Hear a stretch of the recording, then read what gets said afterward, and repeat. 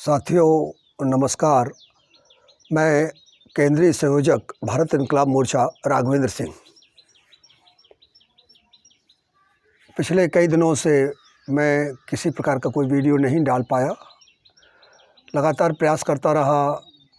मैंने एक दो वीडियो बनाए भी, लेकिन वो मुझे नहीं लगे कि मैं कोई ठीक तरह से आपको संबोधन कर पा रहा हूँ या आपको संदेश दे पा रहा हूँ। मैं इस समय अपने गांव जो जिला ललितपुर बुंदेलखंड के इलाके में आता है, सिमरिया है, उसका थाना मानपुर है और हमारा ब्लॉक पड़ता है बार। तो मैं अपने घर पर हूँ। होली के समय यहाँ आया हुआ हूँ।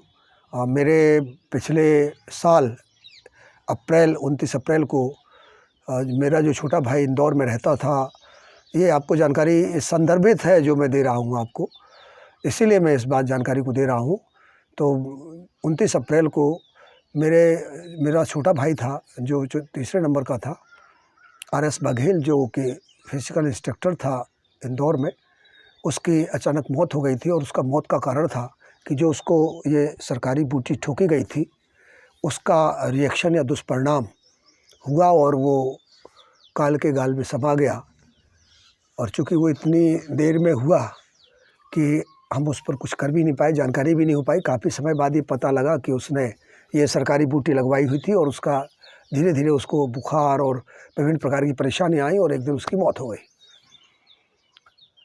यहाँ पर भी मैं आपको ये बात बता रहा हूँ। मैं सभी बुंदेलखंड के निवासियों से जो मुझसे ख़ासतौर पर फेसबुक पर जुड़े हुए हैं, उत्तर प्रदेश के भी साथियों से जो भी मेरे फेसबुक पर जुड़े हैं, और देशवासियों से जो इस फेसबुक से या यूट्यूब पर जहाँ पर भी मुझे देखेंगे, वहाँ पर मैं उन सबको आपसे प्रार्थना निवेदन कर रहा हूँ। हमारे भारत जनता सरकार मोर्चा के डॉक्टर ...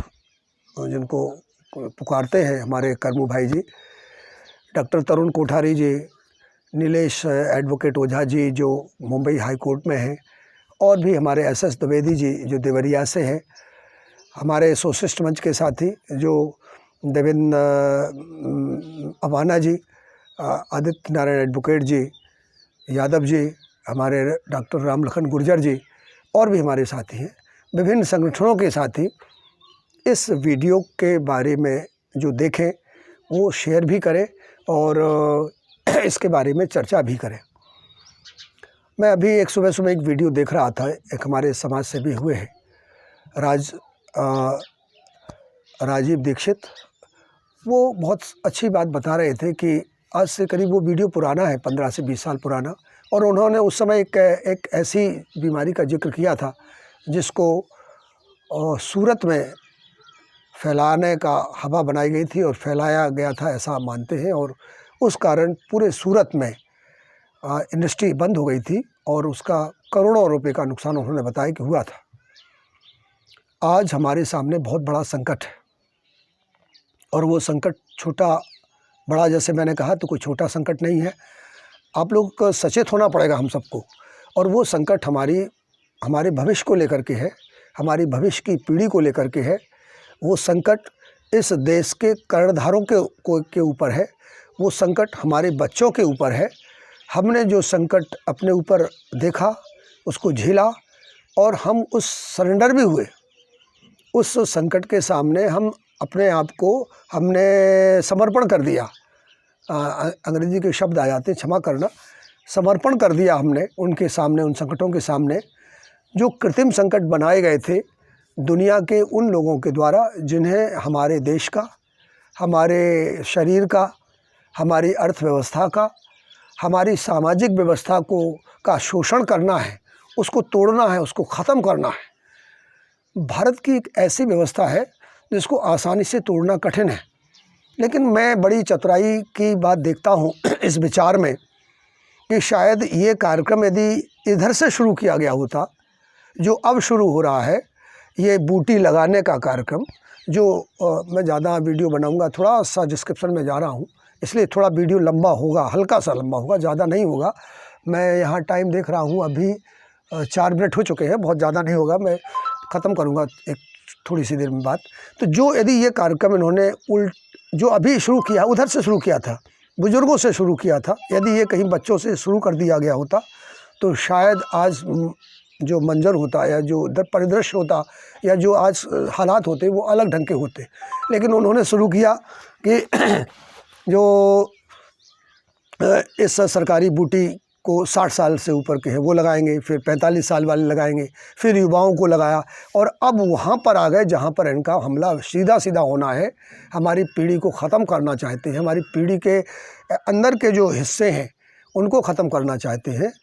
और अब ये सरकारी बूटी 12 साल से ऊपर के बच्चों में लगाई जाएगी। मैं भी लगातार विभिन्न ऐसे साथियों को सुन रहा हूँ जो इसमें पारंगत हैं, जो इसमें ज़्यादा जानते हैं। डॉक्टर डॉट डॉट जो हरियाणा में जनता सरकार मोर्चा का ज़बरदस्त कार्यक्रम चला रहे हैं और ज़बरदस्त विद्रोह वो उन्होंने कर रहे हैं वो, और वो जगाया है उन्होंने आम जनता को, वो जागी है जनता। मैं हरियाणा के सभी साथियों को जो उनसे जुड़े हुए हैं, मैं भी उनसे जुड़ने का प्रयास कर रहा हूँ, लगातार मैं उनसे संपर्क में हूँ, उनसे जानकारी भी मांग रहा हूँ। तो ये जो उन्होंने किताब हमको दिखाई थी, Bill Gates, big pharma and the global war on the democracy and public health, इसका हिंदी रूपांतरण है कि बिल गेट्स, बड़ी दवा कंपनियां जो दुनिया की दवा कंपनियां हैं, भारत में भी हों चाहे दुनिया में हो, बिग फार्मा माने बड़ी दवा कंपनियां, और ग्लोबल वार माने, ग्लोबल माने वैश्विक, वार माने युद्ध, जैसा अभी यूक्रेन में चल रहा है। तो वैश्विक युद्ध है, किस पर है युद्ध? ये युद्ध सीधा सीमाओं पर नहीं लड़ा जा रहा है, ये युद्ध लड़ा जा रहा है global war on the democracy, प्रजातंत्र, और आपके पब्लिक हेल्थ, जो पब्लिक माने सामाजिक या सार्वजनिक जो स्वास्थ्य है, उस पर ये वार किया जा रहा है। एक पुस्तक है, उसमें से वो हवाला दिया, एक बहुत बड़ी मोटी पुस्तक है, मैं तो उसका केवल नाम सुना है, ये जो मैं उसकी हेडिंग है ये पुस्तक की, मैंने उसको पढ़ा नहीं है, लेकिन मैं प्रयास करूँगा कि उसको भी मैं पढ़ूँ और जानूँ।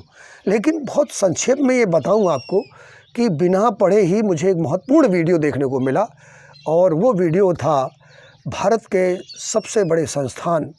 मैं यहाँ ना तो उन जो डॉक्टर हैं उनका नाम नहीं लूँगा और ना ही मैं यहाँ उस संस्थान का नाम लूँगा, लेकिन आपको समझना पड़ेगा और पूछना पड़ेगा कि वो आखिर सबसे बड़ा संस्थान दिल्ली में कौन है, जिसमें देश भर से और दुनिया भर के लोग अपना अंतिम इलाज कराने वहाँ पहुँचते हैं। आपको पता लग जाएगा बहुत आसानी से, चाहे गांव के हों आप, चाहे शहर के हों, चाहे कस्बे के हों, आप थोड़ा सा खोजबीन करेंगे तो अखिल भारतीय वो संस्थान है और जो दिल्ली में स्थित है और बहुत बड़ा है, उसमें तमाम लोग जाते हैं, उसमें बड़ी देर से नंबर लगता है। वहाँ के सबसे बड़े जो डॉक्टर हैं या उस संस्थान के जो चेयरमैन कहें, हेड पर्सन कहें, हेड ऑफ द डिपार्टमेंट कहें, या जो भी कहें, जो भी पद उनके पास हो, उनका मैं वीडियो देख रहा था। बहुत छोटा वीडियो था उनका, और एक इंटरव्यू किसी ने लिया था उनका। उस इंटरव्यू में उन्होंने हवाला दिया कि वो नहीं समझते कि जो सरकारी बूटी 12 साल से ऊपर के बच्चों को ये सरकार लगाने पर उतारू है, ये हमारे बच्चों को अब उनके जीन्स को मारने पर उतारू है, उनके स्वभाव को बदलने पर उतारू है। उन्होंने ये कहा अपने संभाषण में, या अपने एक इंटरव्यू जिसको हम बोलते हैं उसको संभाषण बोलते हैं, जब उनसे पूछा गया कि इस जो सरकारी, हमारे डॉक्टर डॉट डॉट, उसको अमृत प्याला भी बोलते हैं, हमारे एक साथी हैं एलो डॉक्टर के नाम से चैनल चलाते हैं, उसको पनीर टीका बोलते हैं, और हम उसको बोलते हैं सरकारी बूटी। तो ये सरकारी बूटी जो हमको लग गई है, गांव-गांव में लगाई गई है। आपको सब पता है, अभी पिछले दिनों से जब से ये महामारी का हमको भय बैठाया गया, जिस देश में हम मानते हैं कि आत्मा अजर और अमर है, हम कभी मौत से डरे नहीं, हम सिकंदर के सामने नहीं झुके, हम आताताइयों के सामने नहीं झुके, हम आक्रांताओं के सामने नहीं झुके, लेकिन आज हमको झुकाया जा रहा है बार बार कि ये बीमारी बड़ी ख़तरनाक है, आप सब मर जाएंगे।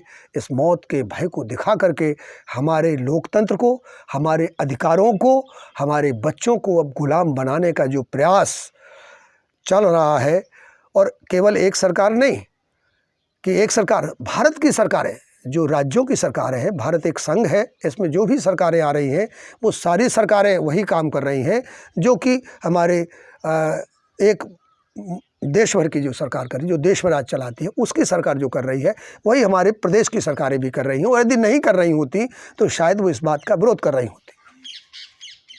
उन डॉक्टर साहब ने ये कहा है कि ये नहीं समझ पा रहा हूँ मैं कि जहाँ बच्चों का जो इस तथाकथित बीमारी है, जो विभिन्न नामों से है, फलाने नाम से, फलाने नाम से, फलाने नाम से, और उसका फिर ये रूप आ जाएगा, फिर एक नया रूप आएगा, फिर उस बीमारी का नया रूप आएगा। आपको ये समझना पड़ेगा, क्योंकि मेरे वीडियो को अब डिलीट किया जा रहा है, क्योंकि यदि कोई मेरा ऐसा शब्द इस्तेमाल कर देता हूँ जिसमें वो शब्द उनके गाइडलाइन से, जो इस दुनिया में अपना रौब जमाना चाहते हैं, आर्थिक रूप से हमको गुलाम बनाना चाहते हैं, हमको शारीरिक रूप से गुलाम बनाना चाहते हैं, जो सामाजिक रूप से गुलाम बनाना चाहते हैं। और अभी इसीलिए नारा दिया था, ये तथाकथित दूरी का जो नारा दिया था कि आप सामाजिक दूरी बनाइए और अपने को बचाइए। दूसरे को बचाने की बात नहीं की थी, अपने को बचाइए और सामाजिक दूरी बनाइए। मैं आप सबसे निवेदन करना चाहता हूँ कि मैं उन डॉक्टर साहब का धन्यवाद देना चाहता हूं जो इस भारत एक स्वास्थ्य संस्थान के सबसे बड़े प्रमुख हैं।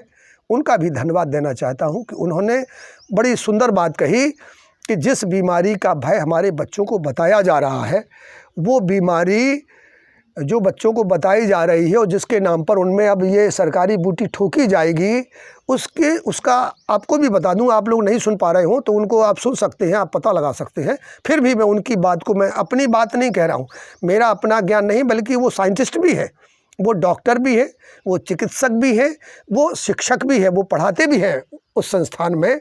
उन्होंने कहा कि मैं कई नातों से जो मेरे रिश्ते हैं, कई प्रकार के सामाजिक रिश्ते भी हैं, और मेरा जो एक शैक्षिक रिश्ता है या जो मेरा साइंटिस्ट का रिश्ता या वैज्ञानिक रिश्ता है, उसके माध्यम से बताना चाहता हूँ, जागरूक करना चाहता हूँ देशवासियों को कि ये तथाकथित बीमारी हमें जिसका भय बैठाया जा रहा है, उसमें बच्चों का जो मौत का प्रतिशत है वो है 10 लाख बच्चों में 2 बच्चों की मौत संभवतः उससे हो सकती है, होगी नहीं, हो सकती है। संभवतः 2 मौतों का प्रतिशत वहाँ पर है कि 10 लाख यदि बच्चे हैं और इस तथाकथित जो बीमारी का हमें भय बताया जा रहा है देश में, यदि उससे प्रभावित होते हैं तो उसमें से केवल 2 बच्चों की मौत हो सकती है। और वो भी नहीं होगी यदि कहीं उनके अंदर इतना मजबूत, वैसे भी तो मजबूत है, तभी तो 10 लाख बच्चों में 2 बच्चों की ही मौत बताई जा रही है। उसके बावजूद भी यदि आता है कोई हमला बीमारी का उन पर आता है, तो उनका जो अपना प्रतिरक्षण क्षमता है या जिसको इम्यून सिस्टम है, उनका इम्यूनाइजेशन है, वो इतना मजबूत है कि वो उस बीमारी से लड़ने में सक्षम है या तैयार है। इसलिए, लेकिन यदि उन्होंने ये भी कहा कि यदि इसकी जगह ये सरकारी बूटी जो 12 साल से ऊपर के बच्चों को लगाई जाएगी, जिसका हमें पूरी तरह से निषेध करना पड़ेगा, हमें उसको रोकना पड़ेगा। हमारे गांव के गांव, शहर के शहर इस वीडियो को अधिक से अधिक आप शेयर कीजिए और इस बात को समझिए। जो बच्चे पढ़े लिखे हैं, मैं नौजवानों से आग्रह करूँगा कि केवल मोबाइल में गाना, क्रिकेट या गंदे वीडियो या जो जुए इस समय हमारी सरकारें वीडियो पर चला रही हैं विभिन्न खेलों के माध्यम से, और उसमें करोड़ों रुपए का कमाने का हमें अवसर बता रही हैं, इससे निकल करके आप अपने बारे में, इस देश के बारे में, और हमारे जो नौनिहाल हैं, आने वाले समय में तो अभी और छोटे बच्चों को ये सरकारी बूटी लगाई जानी है, पिलाई जाएगी, जो भी वो निकालेंगे अपना माध्यम। तो मैं आपसे कहना चाहता हूँ, सभी से बहुत निवेदन है, मेरे तो आंसू आ रहे हैं, मैं रो रहा हूँ। अभी थोड़ी देर पहले मुझे रोना आ गया था। मैं तो संघर्ष में शामिल हूँ, रो करके काम चलने वाला नहीं है, ये मैं जान रहा हूँ। अब सड़क पर उतरना होगा। बुंदेलखंड में कोई भी नौजवान, कोई भी राजनीतिक दल, कोई भी व्यक्ति अभी इसको लेकर के ना तो चिंतित है, चिंतित तो होंगे, लेकिन सड़क पर नहीं आया है। मैंने ना ही किसी का अभी वीडियो देखा है, ना ही फेसबुक पर मैंने उनका संबोधन देखा है। तो मैं सबसे आग्रह, तो उन्होंने बताया, मैं अभी आगे निकल गया मैं उनकी बात को दोहराने में। डॉक्टर साहब ने बताया कि यदि ये सरकारी बूटी बच्चों में दी जाए तो इससे एसोसिएट्स या इससे संदर्भित जो भी नुकसान होंगे वो कहीं ज़्यादा हैं। आप समझेंगे बात को कि सरकारी बूटी जो दी जाएगी शरीर में, जो 10 लाख में 2 बच्चों की मौत का जो उन्होंने आंकड़ा दिया है, 10 लाख में, और ये सहज मौतें हैं। आप मौत से बच नहीं सकते। हमारा बच्चा है, हमारा भी बच्चा है। मैं काफ़ी आपको उम्र में देखा, दूर दराज दिखाई दे रहा हूँ, काफ़ी दराज दिखाई दे रहा हूँ, उम्र दराज दिखाई दे रहा हूँ। मैं 64 साल का हो चुका हूँ, लेकिन 2009 में मेरा एकमात्र बच्चा है, वो एक विद्यालय में पढ़ता है। अभी मैंने या मेरे परिवार ने ये तथाकथित बूटी नहीं ठुकवाई, मेरी माँ 84 साल की है, उन्होंने नहीं ठुकाई। मेरे ऊपर भी हो सकता है प्रतिबंध ये सरकार लगाए और हो सकता है मैं उसका मुकाबला करूंगा। मैं डर नहीं रहा हूं, मैंने भी नहीं लगवाई, मेरी पत्नी ने नहीं लगवाई और मेरे बच्चे को अब लगाई जानी है, क्योंकि अब वो 12 साल से ऊपर हो रहा है, तो वो लगाई जानी है वो बूटी। लेकिन मैं उसका विरोध करूंगा, क्योंकि यदि बेटे या मेरा वंश ही समाप्त हो जाएगा, वंश ही नहीं बचेगा, तो फिर मेरे बेटे को पढ़ाने का अर्थ क्या रहा। पढ़ने का मतलब है बुद्धि प्राप्त करना। बुद्धि तो सभी पे होती है, ज्ञान प्राप्त करना, और ज्ञान से भी आगे विवेक है, और विवेक किताबों से नहीं मिलता। विवेक समझने, सोचने, देखने, और हम जब जिस वातावरण में, जिस माहौल में रहते हैं, उसमें जब हम रहते हैं, सीखते हैं, हम पढ़ते हैं, उस ज्ञान का प्रयोग करते हैं, तो हमारे अंदर विवेक जानता है। छोटा सा संक्षेप में कह दूं कि बुद्धि सभी जीवों में होती है, वो चाहे नाली का कीड़ा हो, चाहे मच्छर हो, चाहे मक्खी हो, सब में बुद्धि होती है, क्योंकि वो भोजन करते हैं, वो जनन करते हैं, वो अपनी रक्षा भी करने का प्रयास करते हैं। तो ये बुद्धि का काम है। अब इसके आगे आता है ज्ञान। ज्ञान का मतलब होता है, कई पक्षियों में आप देखा कौवा ज्ञानी होता है, आप पत्थर को ऐसे झुकेंगे तो वो उड़ जाता है। कई लोमड़ियाँ हैं, वो उनमें ज्ञान होता है। वो बंदर होते हैं, इनमें भी ज्ञान होता है। थैली में क्या रखा है, आपसे थैली छीन लेते हैं। लेकिन एक तीसरे जो बात जो मानव में होती है, वो होती है विवेक। विवेक जो है वो बहुत कम होता है, और मानव मात्र में ये व्यवस्था दी गई है कि वो अपनी बुद्धि, अपने ज्ञान का इस्तेमाल करके और फिर विवेक को जोड़ करके, हो ही विवेक मोह ब्रह्म भागा। विवेक जब होगा तो आपको ज्ञान की जो पराकाष्ठा है वो प्राप्त होगी, और आप मानव, इसीलिए मानव में विवेक होने की वजह से वो ये समझता है कि क्या करना है, क्या नहीं करना है। आज हम नशे के आदी हैं, हम नशे में डूबे हुए हैं, आज हम मोबाइल पर चल रहे हैं। तो ये बात हमारे, जब बच्चे की बुद्धि ही नष्ट हो जाएगी, उसके अंदर ज्ञान प्रवेश ही नहीं कर पाएगा, तो फिर वो उस बुद्धि का प्रयोग कहाँ करेगा, उस ज्ञान का प्रयोग कहाँ करेगा। इसलिए हमने तय किया है कि सरकारी बूटी हम अपने बच्चे को नहीं लगने देंगे, चाहे उसके लिए हमें कितना ही संघर्ष करना पड़े। और यही मैं आपसे कह रहा हूँ कि जो डॉक्टर हमारे प्रमुख संस्थान है, भारत का सबसे बड़ा जो दिल्ली में है, जो चिकित्सा संस्थान है, उसके सर्वे सर्वा जो डॉक्टर हैं, सच एंड सच, वो डॉक्टर जो है, उन्होंने भी यही बात कही है कि ये बूटी लेना, मैं नहीं समझ पा रहा हूँ कि बच्चों में इसकी क्या उपयोगिता है, मैं नहीं समझ पा रहा हूँ। इसका सीधा सीधा अर्थ है, उन्होंने सीधा नहीं कहा, इसका अर्थ ये है कि बच्चों में ये लगाना उचित नहीं है। जो संदेश देना चाहते तो उन्होंने दे दिया, क्योंकि वो भी इस व्यवस्था से जकड़े हुए। अभी वो विद्रोह, यदि विद्रोह पे उतर आते तो शायद वो सीधा कहते कि ये लगाना नहीं है। मैं डॉक्टर साहब से भी कहूँगा, उनसे भी निवेदन करूँगा कि आपने काफ़ी जीवन उसमें अपने सेवाएँ दी हैं, और आज समय है, आपसे आशा करता है देश कि आप देशवासियों को जो आपने बयान दिया है, अब आप उतरिए और इस देश के बच्चों को बचाइए। जो आपने स्वयं कहा है कि बच्चों में ये सरकारी बूटी जो लगाई जा रही है, इसकी आवश्यकता नहीं है। मेरे मित्रों, वीडियो थोड़ा सा लंबा हुआ, क्योंकि डिस्क्रिप्शन में इसके जो हम विवेचना कर रहे हैं, ये विवेचना आवश्यक है, इतना सुनना भी आपको आवश्यक है। तो जागिए। बुंदेलखंड के, विशेष रूप से मैं ललितपुर ज़िले से हूँ, तो बगल में टीकमगढ़ है, हमारे छतरपुर है, पन्ना है, यहाँ पर रीवा थोड़ा आगे निकल जाता है, सतना है, हमारे वहाँ पर मैहर देवी है सतना में, वो इलाका। फिर उसके बाद आ जाते हैं हम सागर है, दमोह है, जबलपुर भी थोड़ा सा हिस्सा हमारे साथ जुड़ सकता है, और इधर शिवपुरी है, चंदेरी है, बगल का यहाँ अशोकनगर है, गुना है, हमारा करेरा है, झांसी है, दतिया है, थोड़ा सा मध्य भारत आता है, मध्य प्रदेश का ग्वालियर भी लगभग हमारे ही संभाग के हिसाब से आता है। इधर टीकमगढ़ है, और ये सब इलाके हमारे साथ जुड़ते हैं। मैं इन सब से निवेदन करूंगा, ख़ास तौर पर चूँकि मैं ललितपुर बुंदेलखंड से हूँ, आप लोग इस बुंदेलखंड में कुछ लोग निकलिए, जागिए, जगाइए। भारत इनकलाब मोर्चा हमने संगठन तैयार किया है काम करने के लिए। आप अभी इसका कोई हमारा रजिस्ट्रेशन नहीं है, ना ही कोई हमने इस तरह का कोई इसमें बनाया है, लेकिन हम एक दूसरी आज़ादी की लड़ाई लड़ रहे हैं, इसलिए हमने इनकलाब शब्द को इसमें शामिल किया है। पुनः इनकलाब की ज़रूरत है। हमारे बीच चंद्रशेखर नहीं है, हमारे बीच भगत सिंह नहीं है, हमारे यहाँ खुदीराम बोस नहीं है, हमारे बीच आज लाला हरदयाल नहीं है, हमारे बीच सुभाष चंद्र बोस नहीं है, हमारे बीच हमारे आज़ादी के एक और पुरोधा महात्मा गांधी नहीं है, हमारे संविधान के जो प्रारूप समिति के अध्यक्ष थे, जिनके नेतृत्व में संविधान की रचना हुई, बाबा साहब अम्बेडकर, वो हमारे बीच नहीं है। लेकिन इन सब साथियों के जो भी अनुयायी हैं, आज देश में पुनः संकट है। वही संकट जो अंग्रेज़ों के समय में था, जब ये कानून बनाया गया था, जिसका विद्रोह महारानी लक्ष्मीबाई ने किया था। मैंने पहले इसका नाम बुंदेलखंड इनकलाब मोर्चा रखा था, बाद में हमारे साथियों ने कहा कि इसको व्यापक स्वरूप दीजिए।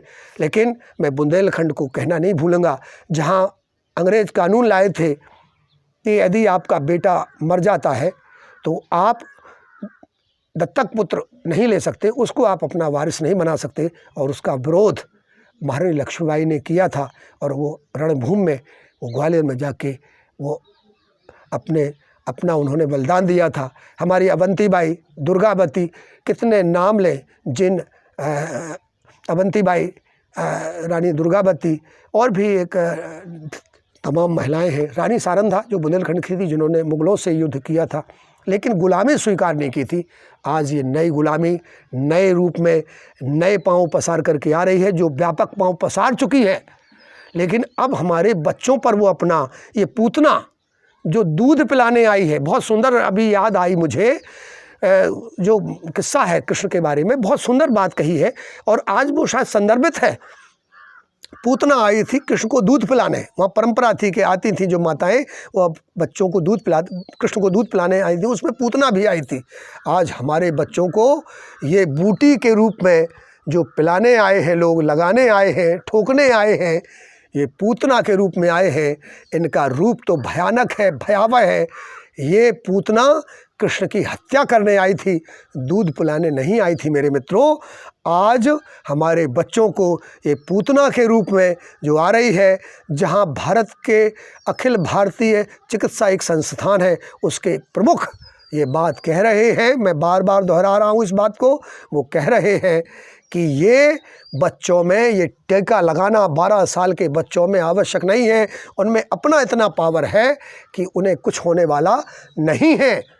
साथियों, जागिए, जगाइए, देश को जगाइए, गांव के गांव तैयार होइए। और इस वीडियो को अधिक से अधिक वायरल, यदि आपको अपने बच्चों को बचाना है।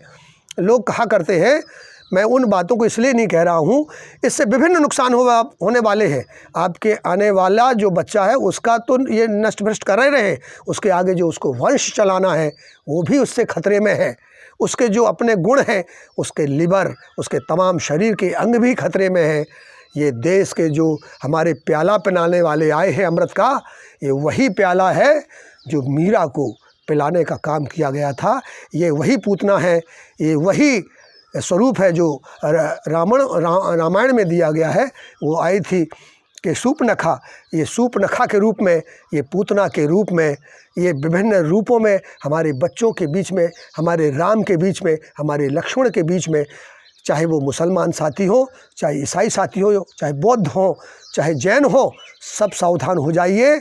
उनको किसी धर्म से लेना देना नहीं है। ये धर्म तो एक ही मेरे मित्रों, सजग जाइए। मानवता की और जीव मात्र की, मानवता से भी अधिक जीव मात्र की रक्षा करना, सेवा करना, ये मानवता है। मानवता की रक्षा करना तो मानवता है ही। यदि किसी संप्रदाय विशेष में, किसी किताब में यदि मानवता के विरुद्ध कोई भी बात लिखी है, मैं उसका विरोधी हूँ। मैं समाजवादी सोच का व्यक्ति हूँ। समाज का बात का मतलब नहीं है मैं किसी धर्म विशेष का व्यक्ति हूँ या किसी धर्म विशेष का या किसी संप्रदाय विशेष का समर्थन करता हूँ। मैं मानवता का समर्थन करता हूँ। और जो मानवता का समर्थन करते हैं, जो मानवता के पक्ष में है, जो इस पीढ़ी के पक्ष में है, जो आने वाली पीढ़ियों के पक्ष में है, तो निश्चित रूप से इस वीडियो को शेयर भी करेंगे, लाइक भी करेंगे और भारत इनकलाब मोर्चा से आप जुड़ेंगे। भारत इनकलाब मोर्चा जिंदाबाद। हमें डट कर के मुकाबला करना होगा। हमें इस बूटी का विरोध करना होगा जो हमारे आगामी समय में बच्चों को ठोकी जाएगी। वीडियो काफ़ी लंबा हुआ, आप निश्चित रूप से सुनेंगे, आप समर्थन भी करेंगे। मैं देख रहा हूँ हज़ारों लोग जाग रहे हैं। मेरे वीडियो को आप अधिक से अधिक शेयर कीजिए, लाइक कीजिए, अपने मित्रों में पहुंचाइए और भारत इनकलाब मोर्चा से जुड़िए। मैंने लगातार कई बार कहा है, आप फेसबुक पर आइए, मुझे कमेंट कीजिए और इस वीडियो में कमेंट भी कीजिए। मैं आपको अपना संपर्क नंबर दूंगा। मैं व्हाट्सएप भी चलाता हूं। मैं इस पर व्हाट्सएप नंबर यहाँ नहीं बोल रहा हूँ, लेकिन मैं आपको व्हाट्सएप का नंबर भी दूंगा, संपर्क करूँगा आपसे। आप कमेंट दीजिए, मैं आपको उस कमेंट पर अपनी ईमेल अभी जब मैं वीडियो डालूंगा तो उसमें अपना ईमेल आईडी डालूंगा। ईमेल आईडी जो खोल पाएँ तो अच्छी बात है, और यदि कोई ये खोल लेता है, मान लीजिए किसी गाँव में खोल लेता है, किसी शहर में, किसी कस्बा में, तो फिर वो मेरा व्हाट्सएप नंबर उसमें मैं दे दूँगा। आप उस नंबर को बाँटिए, शेयर कीजिए, भारत इनकलाब मोर्चा के सदस्य बनिए, साथी बनिए, सदस्य नहीं, क्षमा करें, साथी बने, मित्र बने, क्योंकि आज साथियों की मित्रता की, क्रांतिकारियों की अत्यंत आवश्यकता है। एक नया साम्राज्यवाद जो बिग माफिया है, बिग फार्मा के माफिया है, जो हमारी स्वतंत्रता को ये पट्टा बांध करके जिन्होंने स्वतंत्रता को ख़त्म किया, बंधवा करके पूरी दुनिया में हुआ फैला जा रहा है। एक हुआ फिर फैलाया जा रहा है कि ये फलाने देश से फिर वहाँ बड़ी मुसीबत आ गई है। ये हॉरर, ये भय जो हमारे विश्व जो एक संगठन है, ये भयानक एक जो संगठन है विश्व का, वो ये हॉरर, ये भय, भयावह, ये भय हमारे बीच में फैलाता है कि हम मर जाएंगे। साथियों, मौत निश्चित है, हमें मरना ही है, कोई इस मौत को रोकने वाला नहीं है। लेकिन भय से पहले यदि हम मर जाते हैं तो ये कायरता है। हम भय से नहीं मरेंगे, हम बराबरी से लड़कर के मरेंगे। हमारा इतिहास है, हम भय से नहीं मरे हैं, हम भय से नहीं मरेंगे, हम भय से ना मरते हैं। हम इस भय को दूर करेंगे, हम इस तथाकथित बीमारी का अपने इम्यून सिस्टम से आप काढ़ा पीजिए। अब मैं आपको उसके उदाहरण देता हूँ, आप कैसे बच सकते हैं। लोग कहते हैं कि अरे इससे सरकारी बूटी से ज़्यादा फ़ायदा करता। मैंने खुद उसका उदाहरण हूँ। मैंने बाज़ार से खरीद कर भी काढ़ा पिया, और यदि आप बाज़ार से नहीं खरीद पाते तो बहुत सरल उपाय है। आप तो तमाम जगह काढ़ा बनाने का, नीम तोड़ लाइए, गिलोय तोड़ लाइए, नागर मोथा या गोंदरा जिसको बोलते हैं वो ले आइए। नाय गाँव में नाय होती है, मेरे गाँव में बहुत नाय जमी रहती है, उसको ले आइए। यदि आप उसको मिला करके खा सकें तो पाउडर बना के खा लीजिए, रोज़ एक फक्का दीजिए। सुदर्शन चूर्ण है बहुत अच्छा, सुदर्शन चूर्ण में सारी चीज़ें हैं। तो उस सुदर्शन चूर्ण किसी भी कंपनी का जिसको आपको लेना हो, वो आयुर्वेदिक व्यवस्था है, उसको आप लीजिए, आपका इम्यून सिस्टम पड़ेगा। और आपको कोई बुखार आता है तो आप अंग्रेजी दवाई लें तो ठीक है, लेकिन यदि आप विश्वास करते हैं, मैं तो विश्वास करने लगा हूँ, तो आप ज्वर नाशक काढ़ा भी पी सकते हो, उससे भी आपका स्वास्थ्य ठीक हो सकता है। बच्चों को इस बूटी की जगह आप काढ़ा पिलवाइए, उनको गिलोय का रस पिलवाइए, गिलोय का नहीं, ये गुरबेल का, या जिसको हाँ गिलोय कहेंगे उसको, उसकी गिलोय घनबट्टी आ रही है, गिलोय गोलियां भी आ रही हैं। आप चाहें तो जो देहात में रहते हैं वो सब खिलाइए, गिलोय का पाउडर बनाइए, कूटिए, थोड़ा मेहनत करिए। अरे इस लेकिन सरकारी सी बूटे बचिए, ये हमारे भविष्य को, हमारे वंश को और हमारे देश को, हमारे लोकतंत्र को, ये जो आ रहे हैं लोग, ये दबे पाँव आ रहे हैं, इसमें सब लोग शामिल हैं। मैं किसी पार्टी विशेष की बात नहीं कर रहा हूँ, मैं किसी पार्टी विशेष का विरोध नहीं कर रहा हूँ। मैं ठीक है, उत्तर प्रदेश में एक पार्टी हो सकती है, मध्य प्रदेश में एक पार्टी हो सकती है, लेकिन दिल्ली में तो दूसरी पार्टी है। अभी एक ओसी पार्टी ने जो दिल्ली में जिसकी पार्टी की सरकार है, उसने पंजाब में भी बनाया है। हमारे बंगाल में तो एक दूसरी पार्टी की सरकार है, नाम नहीं लूँगा किसी पार्टी का मैं, आप सब समझेंगे। हमारे दक्षिण भारत में तो विभिन्न पार्टियों की सरकार है, हमारी छत्तीसगढ़ में तो दूसरी पार्टी की सरकार है। मैं यदि ये विरोधी होते तो जहाँ केंद्र की सरकार की विभिन्न स्कीमों का इन्होंने विरोध किया है, वहाँ इन्होंने इस बूटी का विरोध नहीं किया हुआ है, क्योंकि ये सब उसी थैली के चट्टे बट्टे हैं, उसी बिल गेट्स के गुलाम हैं। उस गुलामी का ये अपना जो इनका उत्तरदायित्व है वो निभा रहे हैं, और हमें उस गुलामी से बचना है। इसी के साथ बहुत आपने जो समय दिया, इसको सुनने का समय देंगे आप, और जिन्होंने दिया है उनका मैं बहुत बहुत आभार और कृतज्ञता व्यक्त करता हूँ। मैं कृतज्ञ हूँ, और आप भी कृतज्ञ बनिए अपने बच्चों के लिए, अपने भविष्य के लिए। इसी के साथ सभी को जय हिंद, जय भारत, जय बुंदेलखंड, वंदे मातरम, ए इनकलाब जिंदाबाद, ए इनकलाब जिंदाबाद।